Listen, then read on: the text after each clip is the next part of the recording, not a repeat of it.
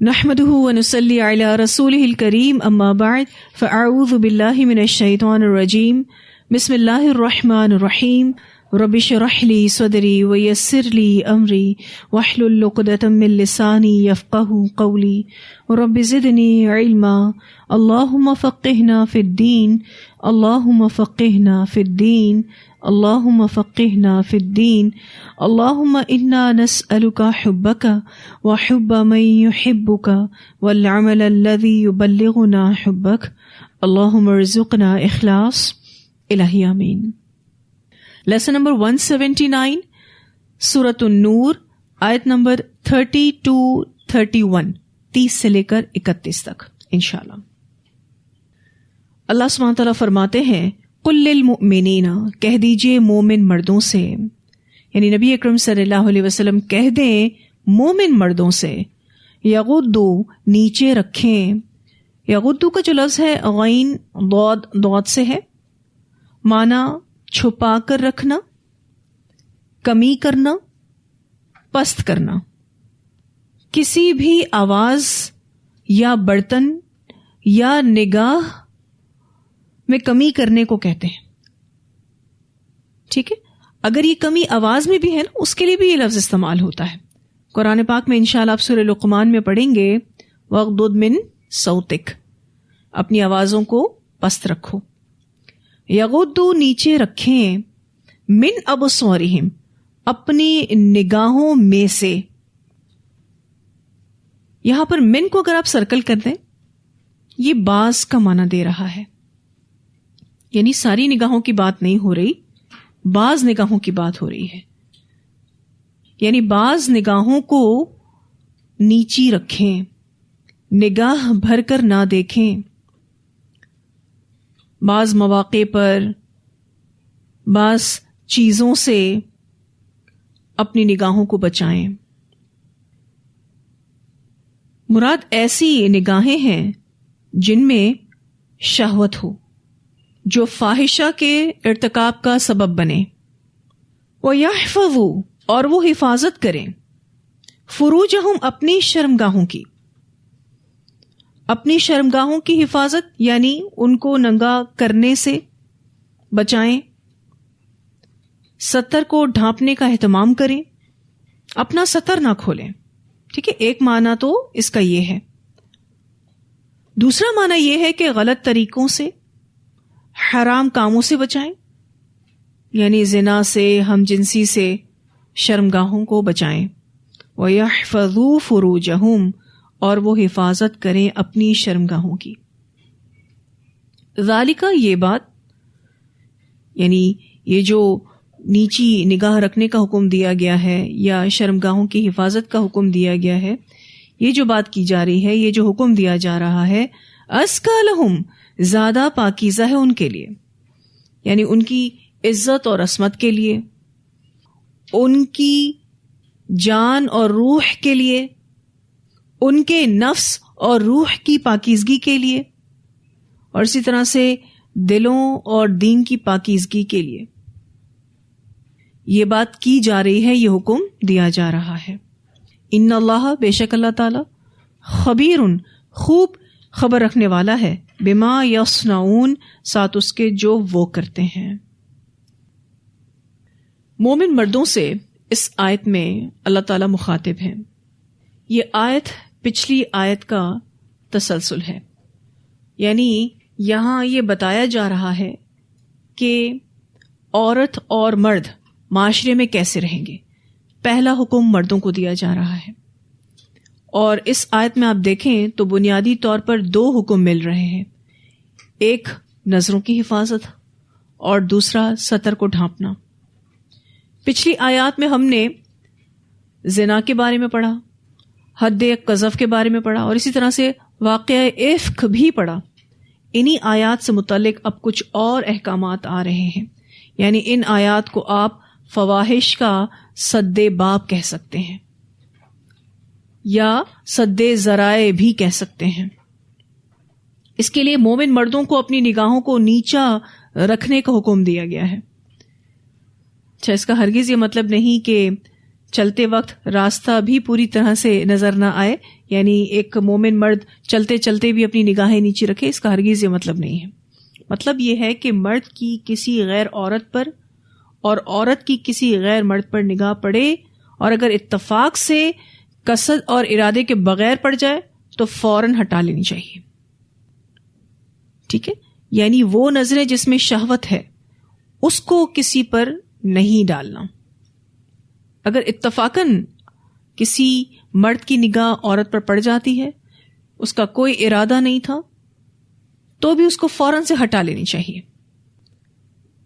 سیدنا جریر بن عبداللہ رضی اللہ تعالیٰ عنہ سے روایت ہے، وہ کہتے ہیں میں نے رسول اللہ صلی اللہ علیہ وسلم سے اچانک نظر پڑ جانے کے بارے میں سوال کیا، یعنی سڈنلی اگر میری نظر کسی عورت پر پڑ جاتی ہے تو آپ صلی اللہ علیہ وسلم نے مجھے حکم دیا کہ میں اپنی نظر کو پھیر لوں۔ اسے مسلم نے روایت کیا ہے، یعنی اگر ایسا ہو تو کیا کرو، اپنی نظر کو فوراً سے ہٹا لو۔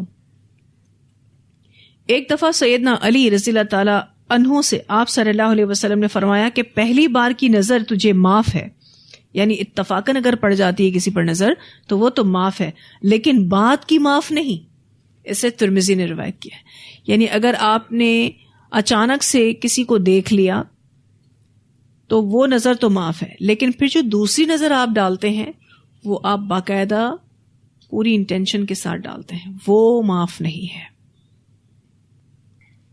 بخاری کی روایت میں آتا ہے آپ صلی اللہ علیہ وسلم نے فرمایا کہ نظر بازی آنکھوں کا زنا ہے، یا آنکھوں کا زنا نظر بازی ہے۔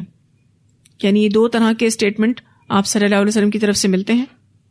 پہلی بات کیا ہے کہ نظر بازی آنکھوں کا زنا ہے، یا پھر آپ صلی اللہ علیہ وسلم نے یہ فرمایا کہ آنکھوں کا زنا نظر بازی ہے۔ نظروں کو نیچا رکھنے کا جو حکم ہے یہ اتنا اہم ہے کیونکہ اس سے فحاشی کا سدباب ہو جاتا ہے۔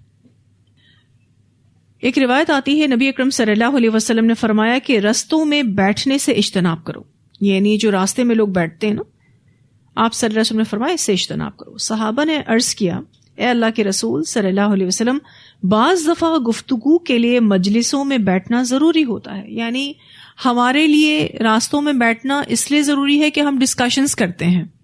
آپ صلی اللہ علیہ وسلم نے فرمایا اگر تم انکار کرتے ہو تو رستے کو اس کا حق دو، یعنی اگر تم ان مجلسوں میں بیٹھنا چاہتے ہو تو پھر رستوں کا حق ادا کرو۔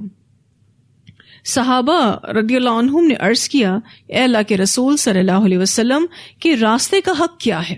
آپ صلی اللہ علیہ وسلم نے فرمایا نظر نیچی رکھنا، تکلیف دہ چیز کو دور کرنا، سلام کا جواب دینا، نیکی کا حکم دینا اور برائی سے روکنا۔ اسے بخاری نے روایت کیا ہے۔ اب آپ دیکھیے پہلی بات آپ صلی اللہ علیہ وسلم نے کیا کہی اس حدیث میں؟ نظر کو نیچی رکھنا، نظریں نیچی ہونی چاہیے۔ اگر راستے میں کوئی بیٹھا ہے، ان کے پاس اپنی مجلسوں کے لیے کوئی اور جگہ نہیں ہے، ڈسکشن یہیں بیٹھ کے کرنا ہے، تو اب اپنی نگاہوں کو نیچا رکھیں۔ اور دوسری بات، تکلیف دہ چیز کو دور کریں، سلام کا جواب دیں، یعنی جو بھی گزر رہا ہے آپ کو سلام کر رہا ہے تو آپ سلام کا جواب دیں، اور نیکی کا حکم دیں اور برائی سے روکیں۔ یہ ہے راستے میں بیٹھنے کا حق، ادروائز راستوں میں بیٹھنے سے اجتناب کرنا چاہیے۔ اب یہاں جو غض بصر کا حکم دیا گیا، کوئی یہ نہیں کہہ سکتا کہ جی آج کل جو ماحول ہے اس وجہ سے ہم اس حکم پر عمل نہیں کر سکتے۔ مثلا کوئی یہ کہے کہ میں ایسی اسکول میں یا آفس میں یا ادارے میں کام کرتی ہوں یا کرتا ہوں تو میں یہ نہیں کر سکتی یا کر سکتا، میں غض بصر کے حکم کو فالو نہیں کر سکتی یا کر سکتا، بلکہ اس کو اپنی نگاہوں کی حفاظت اینی ہاؤ کرنی ہی ہوگی۔ اس حکم سے کسی کو بھی چھوٹ نہیں ہے، کوئی بھی اس حکم سے مستثنا نہیں ہے۔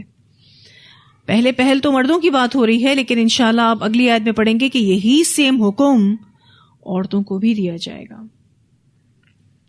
نظروں کے بھٹکنے سے کچھ حاصل نہیں ہوتا، بلکہ زندگی میں بے چینی اور بے سکونی آتی ہے، انسان اصل تعلیمات سے ہٹ جاتا ہے۔ اصل تعلیمات سے کیا مراد ہے؟ قرآن و سنت سے ہٹ جاتا ہے۔ پھر یہ کہ عبادت کی حلاوت یعنی مٹھاس چلی جاتی ہے، جب بھی نظریں بھٹکیں گی عبادتوں کا لطف رخصت ہو جائے گا۔ مسند احمد کی روایت میں ہے کہ آپ صلی اللہ علیہ وسلم نے فرمایا، اگر کوئی مسلمان کسی عورت کی خوبصورتی کو دیکھ کر آنکھ بند کر لیتا ہے، اپنے آپ کو روک لیتا ہے، تو اللہ اس کی عبادت میں حلاوت پیدا کر دیتے ہیں اور ایمان کی مٹھاس محسوس ہونے لگتی ہے۔ یعنی اگر نظروں کو کنٹرول کریں گے تو اللہ تعالیٰ عبادتوں کی مٹھاس نصیب کرے گا، ایمان کی مٹھاس نصیب کرے گا، اور یہ بہت بڑا آنر ہے، بہت ہی بڑی نعمت ہے۔ جب کسی کو بھی عبادت میں لطف آنے لگتا ہے نا، وہ اپنی عبادتوں میں کبھی بھی کوئی کمپرومائز نہیں کرتا۔ اسی طرح سے ایمان کی مٹھاس جس کو نصیب ہو جاتی ہے، وہ اپنے ایمان کو کبھی بھی نقص والا نہیں کرتا، کوشش کرتا ہے کہ ایمان کی حفاظت کرے، کوشش کرتا ہے اپنے ایمان کو اپنے دل میں مزین کر کے رکھے، اس کا خیال کرے، اس کی دیکھ ریکھ کرے۔ طبرانی کی روایت میں آتا ہے، اور یہ روایت سلسلۃ صحیحہ میں بھی آتی ہے، نبی اکرم صلی اللہ علیہ وسلم نے فرمایا، تم مجھے 6 چیزوں کی ضمانت دو، میں تمہیں جنت کی ضمانت دیتا ہوں۔ اگر 6 چیزوں کی گارنٹی دیتے ہو، میں تمہیں گارنٹی دیتا ہوں کہ جنت ملے گی۔ پہلی بات، جب تم میں سے کوئی بات کرے جھوٹ نہ بولے، یعنی جھوٹ بالکل چھوڑ دو۔ جب وعدہ کرے تو خلاف ورزی نہ کرے، ہر وعدے کو وفا کرو۔ جب امانت رکھی جائے تو اس میں خیانت نہ کرے۔ اب آپ دیکھیں تو یہ تینوں صفات کن کی ہیں؟ منافقین کی ہیں۔ جھوٹ بولتا ہے، ٹھیک ہے، وعدہ خلافی کرتا ہے اور خیانت کرتا ہے۔ چوتھی بات آپ صلی اللہ علیہ وسلم نے فرمائی، اپنی نظر نیچی رکھے۔ اور 5ویں بات، اپنی شرمگاہوں کی حفاظت کرو۔ اور 6ٹھی بات، اپنے ہاتھوں کو روکو۔ آخری سٹیٹمنٹ بہت چھوٹا ہے نا، اپنے ہاتھوں کو روکو، یعنی ہر حرام چیز سے، ہر غلط چیز سے، ہر نافرمانی سے اپنے ہاتھوں کو روکو۔ اب یہ جو مردوں کو حکم دیا جا رہا ہے کہ یہ اپنی نگاہوں کو جھکا کر رکھیں، اس میں 2 چیزیں بڑی اہم ہیں۔ پہلی بات، عورتوں کو بری نظر سے نہ دیکھیں۔ کیا آج کل کے مرد اس حکم پر عمل کر رہے ہیں؟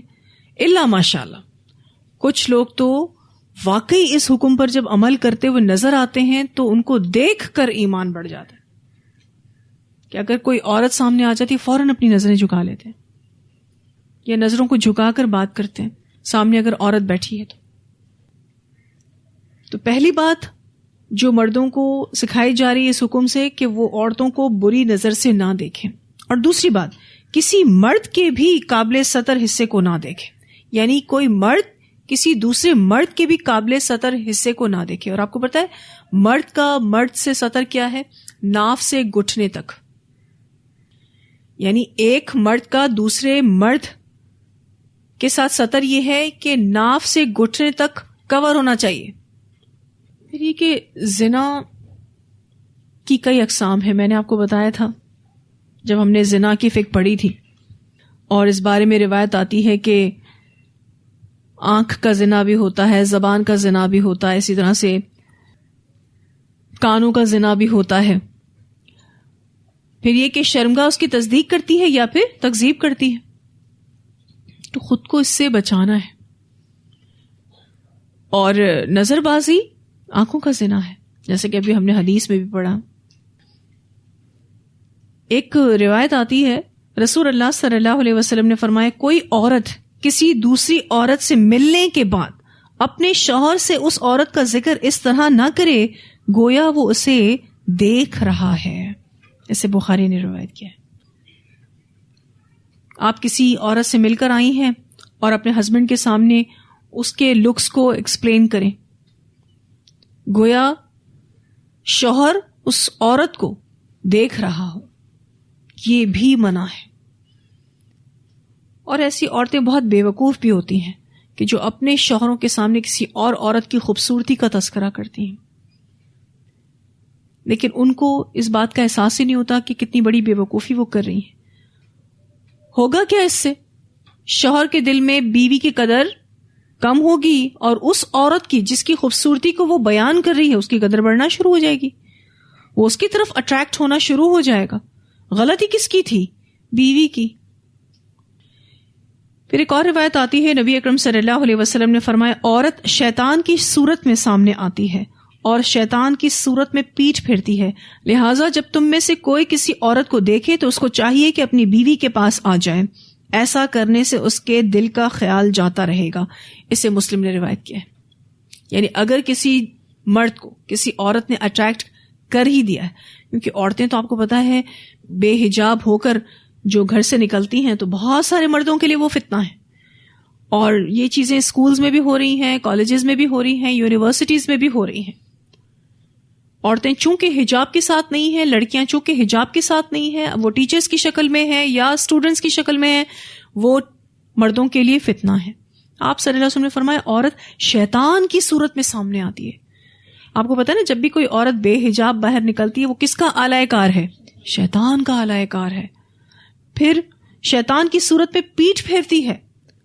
اسی لیے اگر اس نے تم کو اٹریکٹ کر دیا ہے، اپنی طرف متوجہ کر لیا ہے، تو اپنی بیوی کے پاس جاؤ، یعنی اس سے ریلیشن قائم کر لو، تو تمہارے دل سے اس کا خیال چلا جائے گا. کیونکہ آبویسلی ہر انسان کے اندر یہ سیکشول نیڈ ہے، اور اگر نامحرم عورت کی طرف سے اس کو یہ اٹریکشن ملی ہے تو اس کو جائز طریقوں سے اس کو پورا کرنے کی ضرورت ہے تاکہ وہ نامحرم عورتوں کی طرف اٹریکٹ نہ ہو. آج کل مسئلے مسائل کچھ اس طرح سے ہیں کہ عورتیں حق زوجیت دے نہیں رہی ہیں، اس وجہ سے شوہر جو ہیں وہ دوسری عورتوں کی طرف مائل ہو رہے ہیں. اب ہوتا کیا ہے کہ جب شادی کو کئی سال ہو جاتے ہیں، بچے ہو جاتے ہیں، اور عورت کی صحت بھی گرنا شروع ہو جاتی ہے، اور بسا اوقات وہ مصروف بھی بہت ہوتی ہے، اس کے اوپر ذمہ داریاں بھی بہت ہوتی ہیں. پھر وہ شوہر کا جب حق ادا نہیں کر پاتی، باوجود اس کے کہ شوہر اس کا خواہش مند ہے، ہوتا پھر کیا ہے؟ پھر ڈیفینیٹلی اس ہسبینڈ نے کسی اور کی طرف متوجہ ہونا ہے. ایسے میں آپ دیکھیے کہ اگر کسی شوہر نے بیوی کو بلایا ہے اور بیوی منع کرے، باوجود اس کے کہ اس کو منع نہیں کرنا چاہیے تھا، اس صورتحال میں اگر وہ اس طرح سے رات گزارے تو فرشتے اس پر لعنت کرتے ہیں. آپسی میوچل انڈرسٹینڈنگ سے اگر کوئی سیٹلمنٹ ہو جاتی ہے تو بہت اچھی بات ہے، لیکن کوشش کرنی چاہیے عورت کو کہ جیسے وہ دیگر کام اپنے کر رہی ہوتی ہے، دیگر ذمہ داریاں ادا کر رہی ہوتی ہے، تو ہسبینڈ کو ٹائم دینا بھی اس کی ذمہ داریوں میں سے ایک ذمہ داری ہے، بلکہ اولین ذمہ داری ہے. پھر یہ عورتیں شکایت کرتی پھرتی ہیں کہ جی ہمارے ہسبینڈ جو ہے وہ ہم سے محبت نہیں کرتے یا ہماری طرف متوجہ نہیں ہوتے، تو پھر قصور کس کا ہے؟ آج اگر عورتیں بنتی سنورتی بھی ہیں تو کس کے لیے؟ دوسروں کے لیے. شوہروں کے لیے کہاں بنتی سنورتی ہیں؟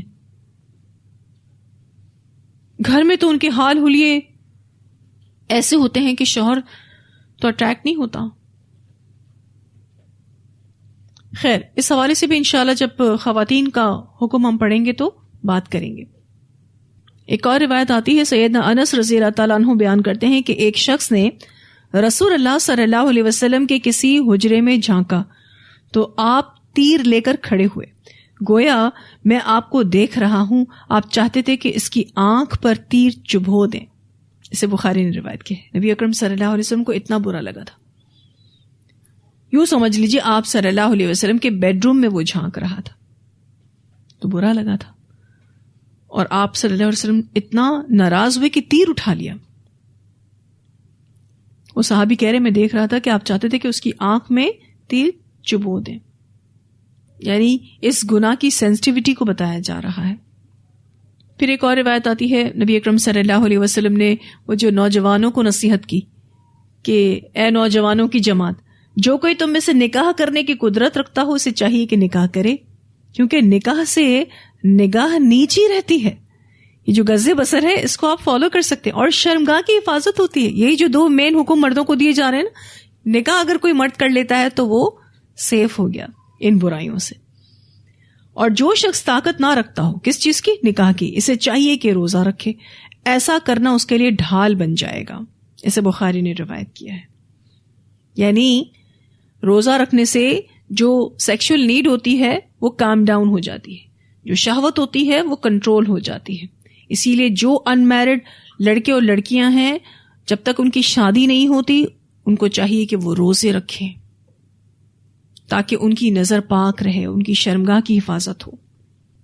یہ جو نظروں کی حفاظت کی بات ابھی ہم پڑھ رہے ہیں، اس میں ابن القیم الجوزیہ کا ایک قول ملتا ہے کہ نظر کی حفاظت دراصل شرمگاہ کی حفاظت ہے.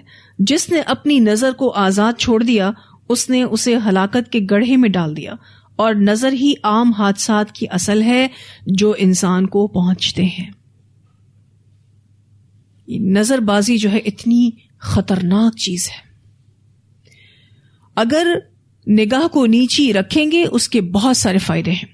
ابن القیم الجوزیہ رحمہ اللہ فرماتے ہیں دل شہوت سے رک جاتا ہے.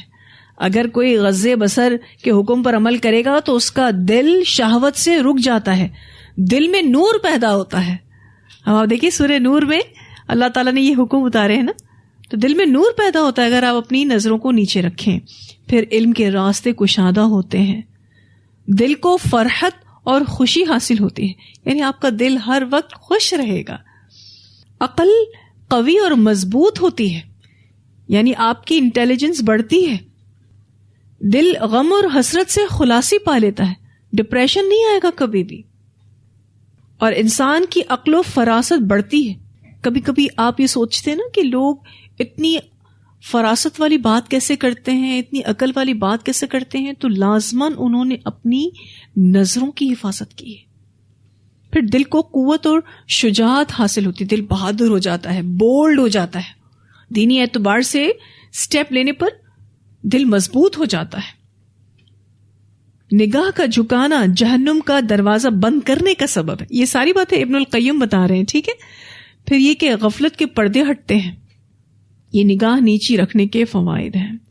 پھر یہ کہ سنن نبی داؤد میں نبی اکرم صلی اللہ علیہ وسلم نے ایک بہت پیاری دعا سکھائی ہے، اللہم انی اعوذ بک من شر سمعی ومن شر بصری ومن شر لسانی ومن شر قلبی ومن شر منی. اے اللہ بے شک میں اپنی سماعت کے شر سے، یہ جو سننے کی جو پاور ہے نا اس کے شر سے، اپنی بصارت کے شر سے، اپنی زبان کے شر سے، اپنے دل کے شر سے اور اپنی شرمگاہ کے شر سے تیری پناہ چاہتی ہوں یا چاہتا ہوں. یہ دعا نبی اکرم صلی اللہ علیہ وسلم نے سکھائی. اس سے پتہ چلتا ہے ان تمام چیزوں کے شر ہیں. جو نعمتیں ہیں نا یہ نعمتیں بھی ہیں، ان نعمتوں سے جڑے شر بھی ہیں، کیونکہ ہر نعمت کے ساتھ خیر بھی جڑی ہے اور شر بھی جڑا ہے. اسی لیے ہمیں یہ دعا کرنی چاہیے، یا اللہ جو بھی تو نے ہمیں صلاحیتیں نعمتیں دے رکھی ہیں ان کی خیر پہنچا، شر سے بچا. پھر یہ جو اگلا حکم مردوں کو دیا گیا وَيَحْفَظُوا فُرُوجَهُمْ، اور حفاظت کریں اپنی شرمگاہوں کی. شرمگاہوں کی حفاظت کے لیے نظر بازی سے اجتناب بہت ضروری ہے. نظر بازی کے نتائج یہ ہیں کہ انسان کے باقی اعضاء بھی اس فتنے میں مبتلا ہو جاتے ہیں. آپ کو یاد ہوگا کہ اس پارے کے شروع میں ہم نے مومنین کی صفات پڑھی، جس میں ایک صفت یہ بھی تھی کہ وہ اپنی شرمگاہوں کی حفاظت کرنے والے ہیں. نبی اکرم صلی اللہ علیہ وسلم نے فرمایا آنکھ کا زنا نظر بازی ہے، زبان کا زنا فحش کلامی ہے، اور آدمی کا نفس زنا کی خواہش کرتا ہے، پھر شرمگاہ ان سب قسموں کے زنا کی تصدیق کرتی ہے یا تکذیب. اسے بخاری نے روایت کی. یہ حدیث ابھی ہم ڈسکس بھی کر رہے تھے. یعنی انسان کو پتہ چل جاتا ہے کہ وہ اس فتنے میں مبتلا ہو گیا ہے، ٹھیک ہے، اس کے اعضاء ہی اس کو بتا رہے ہوتے ہیں، اور اس کی کنفرمیشن شرمگاہ کرتی ہے یا پھر تکذیب کرتی ہے کہ نہیں ایسا کچھ بھی نہیں ہے. رسول اللہ صلی اللہ علیہ وسلم نے فرمایا نظر بازی ابلیس کے زہریلے تیروں میں سے ایک تیر ہے. اب آپ دیکھیے کہ شرمگاہ کی حفاظت میں بھی یہی احادیث بیان ہوتی ہیں. اس کی ریزن یہ ہے کہ شرمگاہ کی حفاظت کے لیے نظر بازی سے اجتناب کرنا ضروری ہے. اب یہ جو حدیث ابھی ہم نے پڑھی کہ نبی اکرم صلی اللہ علیہ وسلم نے فرمایا نظر بازی ابلیس کے زہریلے تیروں میں سے ایک تیر ہے، طبرانی کی روایت ہے. آپ دیکھیے تو تیر اگر کسی کو مارا جائے تو وہ مر سکتا ہے، ضروری نہیں ہے کہ مرے، لیکن اگر تیر پر زہر لگا ہو تو وہ کنفرم مر سکتا ہے. تو نارمل تیر نہیں کہا آپ صلی اللہ علیہ وسلم نے، کہا زہریلے تیروں میں سے ایک تیر ہے. ایک مثال سے سمجھایا گیا. اور آج کل ہم یہ سمجھتے ہیں کہ نظر بازی بس یہی ہے کہ کسی کو آپ نے گھور کر دیکھ لیا, ٹھیک ہے نا, بری نظر ڈال لی یا شہوت سے کسی کو دیکھ لیا. نظر بازی کی آج ایک اور شکل ان نون میسجز کو رپلائی کرنا. اسی طرح سے اگر کوئی ایسی کال آ جائے جس کا نمبر ان نون ہے, آپ نہیں جانتے اس کو, آپ اس کو ریسیو کریں. میں آپ سب کو نصیحت کروں گی کہ ان نون نمبر سے آئے ہوئے میسجز یا کالز ریسیو نہ کریں, کبھی اس کا جواب نہ دیں, کیونکہ عموماً اس راستے سے بھی لوگ فتنے میں مبتلا ہو جاتے ہیں, دوستیاں ہو جاتی ہیں, پھر زنا تک جاتا ہے معاملہ. جو خفیہ دوستیاں ہوتی ہیں وہ اسی طرح سے ہو رہی ہیں. پھر یہ کہ نبی اکرم صلی اللہ علیہ وسلم نے فرمایا اپنی شرمگاہ کی حفاظت کرو مگر اپنی بیوی یا کنیز سے. اسے مسند احمد نے روایت کیا ہے. یعنی کسی سے بھی فزیکل ریلیشن شپ قائم نہیں ہو سکتی مردوں کی مگر یہ کہ اپنی بیوی یا پھر کنیز کے ساتھ. پھر اسی طرح سے مسلم کی ایک روایت آتی ہے, نبی اکرم صلی اللہ علیہ وسلم نے فرمایا مرد مرد کے ساتھ برہنہ ایک کپڑے میں نہ لیٹے اور عورت عورت کے ساتھ برہنہ ایک کپڑے میں نہ لیٹے. بعض دفعہ چھوٹے چھوٹے بچے ہوتے ہیں گھر میں 8-10 سال کے, سب ایک ساتھ سو رہے ہوتے ہیں ایک لائن میں اور سب کی ایک ہی چادر ہوتی ہے. نہیں, بچے 10 سال کے ہو گئے ہیں, بستر الگ کر دیں, چادریں الگ ہوں ان کی. یعنی اگر ایک ہی کمرے میں سارے بچے سو بھی رہے ہیں تو اس صورتحال میں بچوں کی جو جگہیں ہیں وہ تھوڑی سی مختلف ڈائریکشن میں کر دیں کہ ایک بیٹا یہاں سوئے گا تو ایک بیٹا اس کونے میں سوئے گا, اس طرح سے سیپریٹ سلائیں بچوں کو. اور ان کی اوڑھنے کی جو چادریں ہیں وہ بھی الگ ہوں, کیونکہ نبی اکرم صلی اللہ علیہ وسلم نے اس طرح سے سونے سے منع فرمایا. ایون بھائی بھائی ہی کیوں نہ ہو, بہن بہن ہی کیوں نہ ہو, کیونکہ جو بچے 10 سال کے ہو جاتے ہیں اب وہ بلوغت کے قریب ہوتے ہیں اور ان کے اندر جو شہوانی خواہشات ہیں وہ اب پیدا ہو رہی ہیں, تو ان سے کوئی غلطی ہو سکتی ہے, ان بچوں سے کوئی غلطی ہو سکتی ہے, اور بچوں کو اس کا سم ٹائمز شعور بھی نہیں ہوتا. اسی لیے یہ ماں باپ کی ذمہ داری ہے کہ بچوں کو الگ الگ سلائیں. چھوٹے سے چھوٹے گھر میں بھی اس اصول کو فالو کیا جا سکتا ہے, کوئی اس میں مشکل نہیں.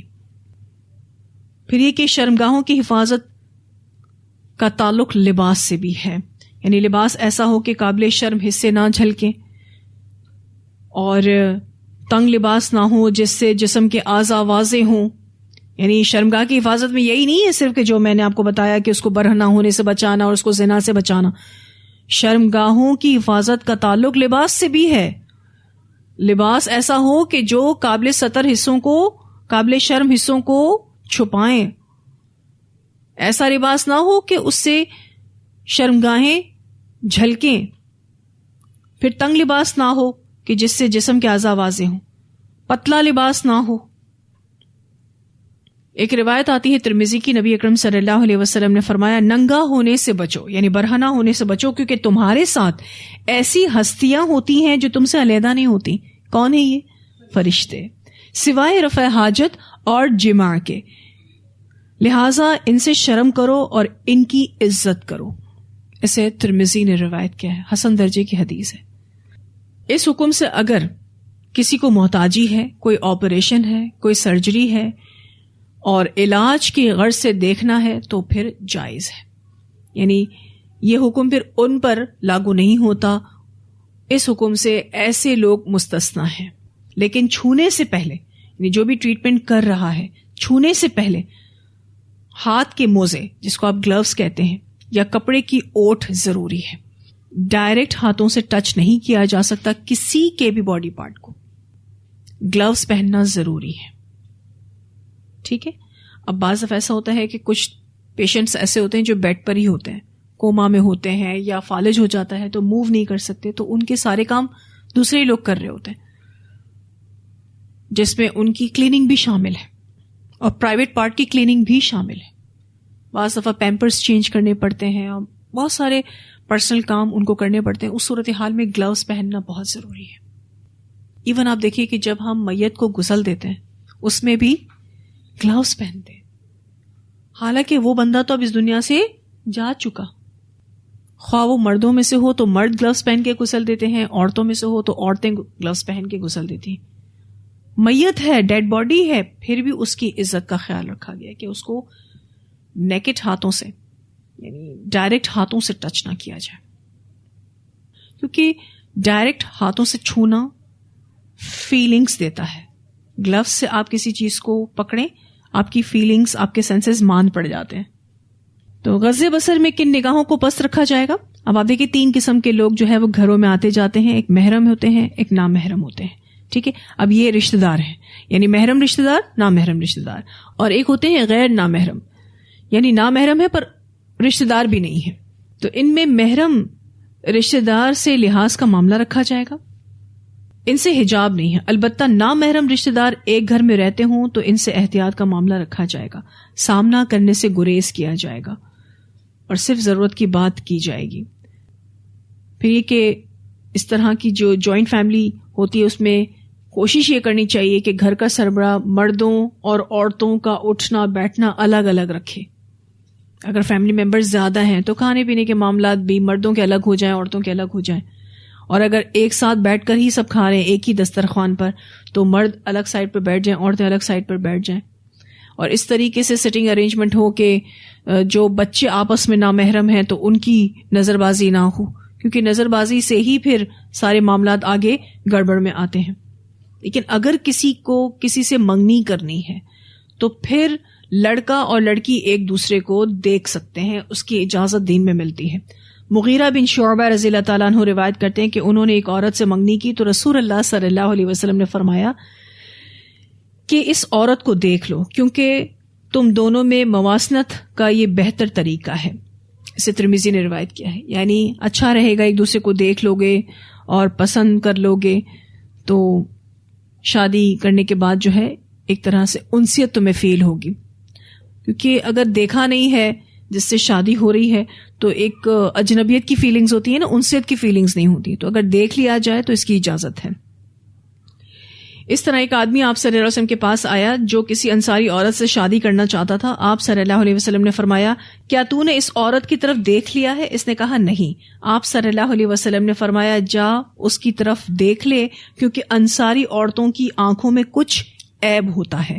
اسے مسلم نے روایت کیا ہے. اس کا ہرگز یہ مطلب نہیں ہے کہ نبی اکرم صلی اللہ علیہ وسلم ایسی عورت سے شادی کرنے کے لیے منع کر رہے ہیں کہ جس کا کوئی فزیکل عیب ہو. یہ بات نہیں ہے. بات یہ ہے کہ آپ صلی اللہ علیہ وسلم یہ سمجھانا چاہ رہے تھے اس انصاری صحابی کو کہ شادی سے پہلے دیکھ لو, اور اگر تمہیں کوئی عیب نظر آتا ہے تو اس کو ایکسپٹ کر کے تم شادی کرو. کہیں ایسا نہ ہو کہ شادی کے بعد تمہیں وہ عیب پتہ چلے اور پھر تم اپنی بیوی سے محبت محسوس نہ کرو, تمہیں وہ عیب جو ہے وہ پریشان کرے اور تمہارے دل میں یہ بات آئے کہ اگر یہ عیب میں شادی سے پہلے دیکھ لیتا تو میں پھر شادی نہ کرتا. ٹھیک ہے نا. اس صورتحال میں آپ دیکھ لو شادی سے پہلے جس سے آپ کو شادی کرنی ہے. لڑکی کو بھی اجازت ہے اور لڑکے کو بھی, لیکن تنہائی میں نہیں, بڑوں کی موجودگی میں. ٹھیک ہے. تو یہاں پر 2 حکم مومنین کو دیے جا رہے ہیں, مومن مردوں کو, کہ وہ اپنی نگاہوں کو نیچے رکھیں گے. تو ہم میں سے جتنی بھی مائیں یہاں بیٹھی ہیں جن کے جوان بچے اور بچیاں ہیں, خیر ابھی تو معاملات صرف مردوں تک ہم نے ڈسکس کیے ہیں, انشاءاللہ ہم عورتوں کے حوالے سے بھی بات کریں گے. ویسے یہ حکم دونوں کے لیے, مردوں کے لیے بھی ہے اور عورتوں کے لیے بھی ہے. تو جن کے بھی جوان بچے اور بچیاں ہیں ان کو یہ سکھائیں, یہ ماؤں کا فرض بنتا ہے, ان کی تربیہ کریں کہ وہ غض بصر کے حکم پر عمل کریں. آٹومیٹکلی دوسرا حکم آسان ہو جائے گا. کون سا دوسرا حکم؟ شرمگاہوں کی حفاظت. ٹھیک ہے. اللہ تعالی ہم سب کو بہترین عمل کرنے کی توفیق عطا فرمائے. اللہ تعالی ہمیں ہمارے بچوں کو نظر بازی سے محفوظ رکھے اور شرمگاہ کے فتنے سے محفوظ رکھے. آمین.